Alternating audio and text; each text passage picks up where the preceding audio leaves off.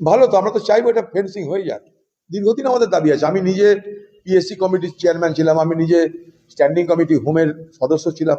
দীর্ঘদিন ধরে আমরা এটা বলে আসছি রাজ্যকে যে ফেন্সিং এর ব্যবস্থা করা। আনফেন্স অনেক এলাকার থেকে গেছে। বাংলাদেশের সঙ্গে আমাদের বর্ডার প্রায় 4000 কিলোমিটারের উপরে, আমাদের 2200 কিলোমিটার পশ্চিমবঙ্গে পড়ে।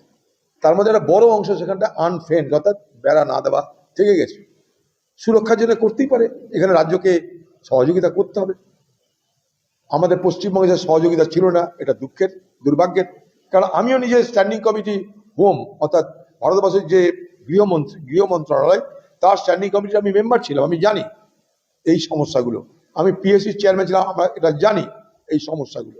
এই সমস্যা রাজ্য কেন্দ্র উভয়কে বসে মেটাতে হবে, যেন পোরাস বর্ডার না হয়, অর্থাৎ ছিদ্রযুক্ত বর্ডার যেন না হয়।